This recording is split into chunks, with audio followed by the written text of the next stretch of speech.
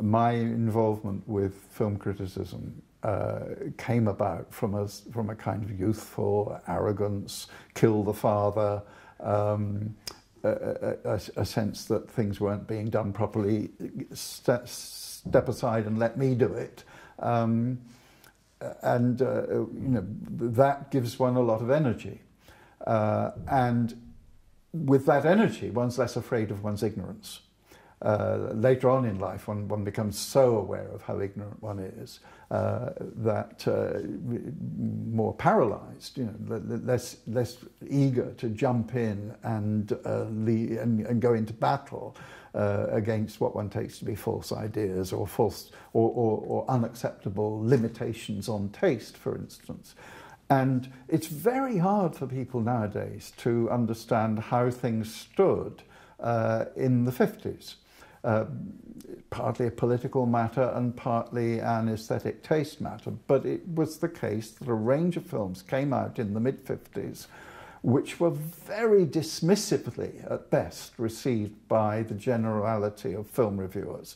Key instances: Orson Welles' Touch of Evil, Alfred Hitchcock's Vertigo, Douglas Sirk's Written on the Wind, Nicholas Ray's Party Girl.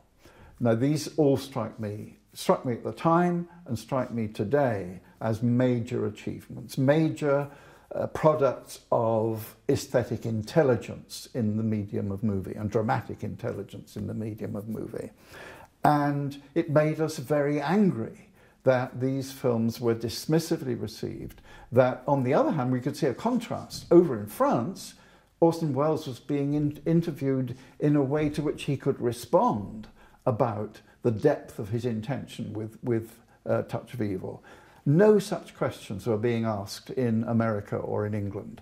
But on the other hand, particularly from the interviews in Kaiju Cinema, one got this sense that filmmakers were highly articulate to themselves, not necessarily in words, about what they were doing at every moment with the film that they were making, and that they were capable of responding intelligently to an intelligent approach from critics.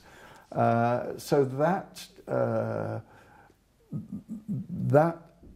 in a way, that anger on behalf of the artist, we wanted Vertigo to be recognized as a major achievement of, let's say, an artistic soul, and felt it to be disgraceful that Hitchcock was being demeaned as merely a very effective commercial filmmaker who, as it happened with Vertigo, had made a commercial flop. So that the kind of anger that provoked obviously means you not only have to argue for the quality of Vertigo, you have to argue for the kind of cinema that Vertigo represents, that the old aesthetic somehow is incapable of comprehending. So necessarily the critical thrust takes you also into a theoretical thrust.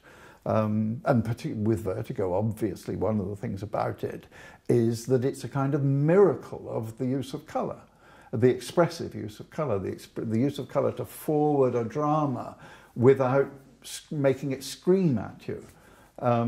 So that relationship between taste, critical understanding, and a development of aesthetic notions, of more generalized aesthetic notions, is very important. And it's kind of easier to achieve, I think, under the pressure of anger, enthusiasm of some kind, than it is simply as yes, I'll think about this, than as an abstract theoretical engagement, such as one's paid to involve oneself in as an academic. So polemic was very important. The problem with polemic, I think, is that it involves having enemies. More and more, as my life has gone on, I want to have as few enemies as possible and to operate without giving much rein to my natural aggressiveness. And in that sense, I somewhat regret, necessarily if he read it, having caused some pain to David Lean, for instance, or even to Rudolf Arnheim and the other writers that I'd been attacking. On the other hand, in retrospect, I can't deny the necessity of that attack, the necessity of that development, because, of course, one has enemies because one has friends. Well, one can have enemies just because one likes having enemies, but in the better case, one has enemies because one wants to see Touch of Evil properly recognised, one wants to see Vertigo properly recognised.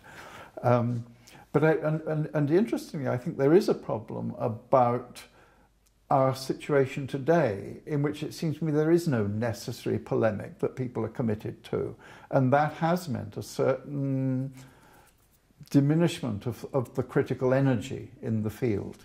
But one can't artificially produce this situation. It either exists for one or not, and there's no point in, as it were, in erecting a polemic without sincerity. The only justification, I think, for going into battle is that there is something that really matters to one. That is, I mean, there's plenty of things that matter to me now, but they don't seem to be so much under threat. It's not difficult for me to write about Jean Renoir, Max Ophüls. There is an audience for it. So I don't have to blast open the space in which to write, in which to have a conversation. Because people are there now ready to converse. So on the other hand, I mean, throughout the development of film studies, which I've, should be part of my life, there have been other polemics. I mean, a necessary polemic around feminism, for instance. So feminism itself brings a particular polemical impulse, and then it finds an area in which that polemical impulse must be exercised in cinema. But the feminist polemic is something larger than film, and equally an economic political polemic at various times takes various important shapes. It doesn't seem to me at the moment that there is a truly important polemic going on. A lot of academic work seems to me to have become rather tedious because it is a kind of, let me make an Althusserian reading of this, let me make a Melanie Kleinist reading of that, all of which can be quite, can be done at various levels of intelligence and cleverness, but it doesn't carry with it the sense of its own necessity, of a kind of urgency of articulation, which other polemics, like I think the feminist polemic, for instance, do have.